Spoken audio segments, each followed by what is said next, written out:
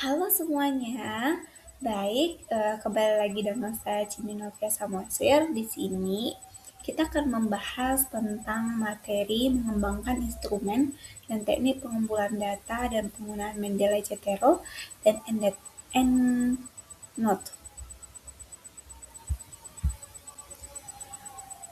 Instrumen penelitian.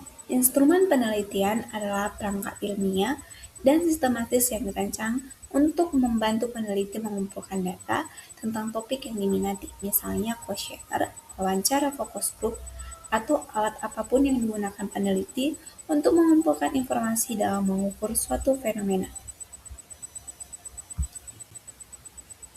Di sini ada jenis instrumen. Yang pertama itu wawancara. Wawancara merupakan teknik pengumpulan data dengan memberikan sejumlah pernyataan yang berhubungan dengan penelitian kepada narasumber yang sudah ditentukan. Yang kedua itu observasi, yaitu teknik pengumpulan data dengan peneliti turun langsung ke lapangan, kemudian mengamati gejala yang sedang diteliti. Setelah itu peneliti bisa menggambarkan masalah yang terjadi yang biasanya dihubungkan dengan teknik pengumpulan data yang lainnya. Yang ketiga ada kuesioner, adalah serangkaian instrumen pernyataan yang disusun berdasarkan alat ukur variabel penelitian. Pengumpulan data menggunakan kuesioner sangat efisien. Respon yang memiliki jawaban yang sudah disediakan oleh peneliti. Di sini juga ada untuk mengembangkan instrumen penelitian. Prosedur pengembangan adalah langkah-langkah kerja yang ditempuh oleh pengembangan dalam membuat instrumen. Langkah-langkah tersebut meliputi beberapa hal. Yang pertama itu perencanaan. Pengembangan instrumen adalah langkah yang penting. Dalam tahap ini lakukan perumusan tujuan, menentukan kriteria kebebasan, skala pengukuran instrumen, dan instrumen untuk penghasilan instrumen.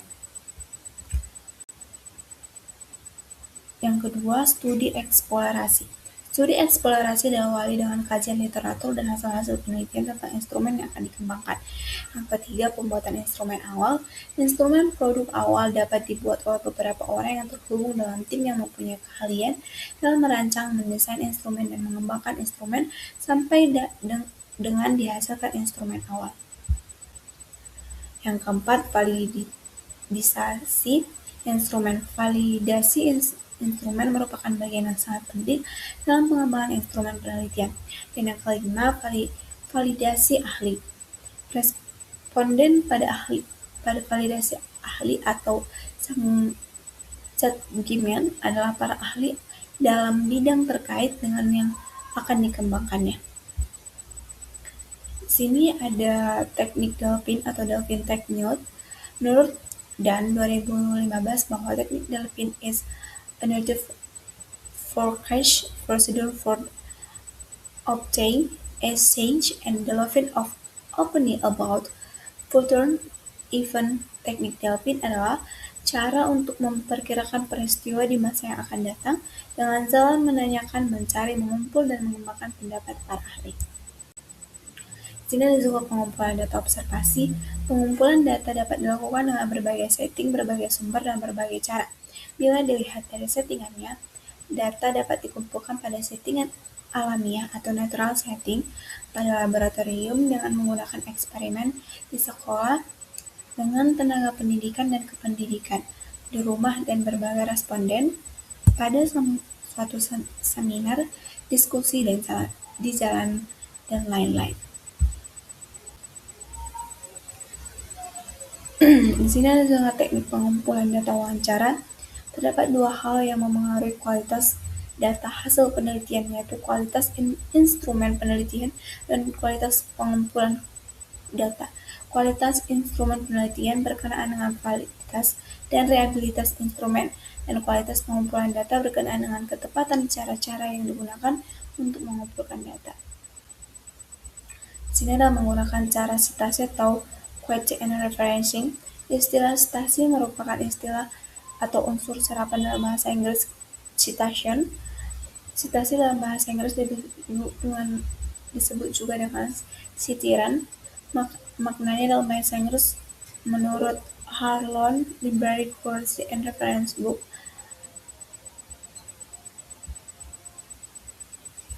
an action in a reference to text or part of a text in the document in which in my baby phone they shake. Sedangkan makna sitiran merupakan kamus bahasa Inggris sendiri adalah mengutip, menyebut dan menulis kembali kata-kata yang telah disebut atau ditulis orang lain.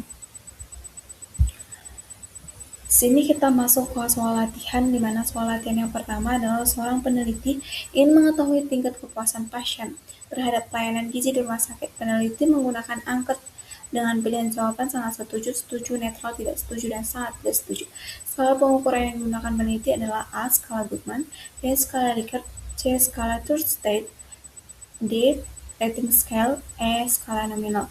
Jawabannya adalah B. Skala Likert, di mana skala Likert digunakan untuk mengukur sikap, persepsi, dan pendapat responden melalui beberapa tingkat jawaban seperti SS sampai STS. Skala ini paling sering digunakan dalam penelitian survei.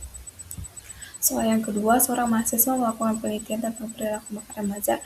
Ia turun langsung ke sekolah dan ikut berinteraksi dengan siswa sambil menikmati kebiasaan mereka saat jam istirahat. Teknik observasi yang dilakukan adalah A. Observasi tak langsung, B. Observasi sistematis, C. Observasi partisipatif, D. Observasi tersamar, E. Observasi eksperimen. Jawabannya adalah C. Observasi partisipatif, di mana observasi partisipatif terjadi ketika penelitian ikut terlibat dalam aktivitas responden untuk memahami perilaku dan situasi secara lebih mendalam. Dan soal yang terakhir, dalam penelitian tentang motivasi belajar mahasiswa, peneliti terlebih dahulu meminta beberapa hal metodologi untuk menilai apakah butiran pernyataan pada angka sudah sesuai dengan indikator penelitian tahap tersebut. Disebut A. Uji reliabilitas, B. Observasi lapangan, C. Analisis data, D. Validasi ahli, E. Pengkodean data. Jawabannya adalah D. Validasi ahli, di mana validasi ahli dilakukan dengan meminta pakar atau expert janggemet untuk menilai kelayakan instrumen sebelum digunakan pada responden penelitian.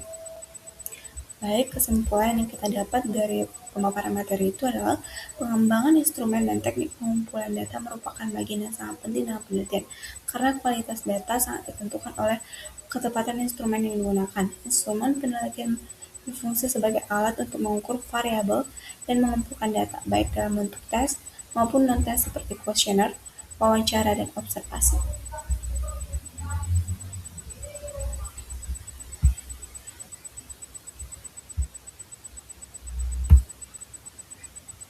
Baik, sekian pemaparan materi dari saya. Jika ada kesalahan dalam penyampaian materi, saya minta maaf.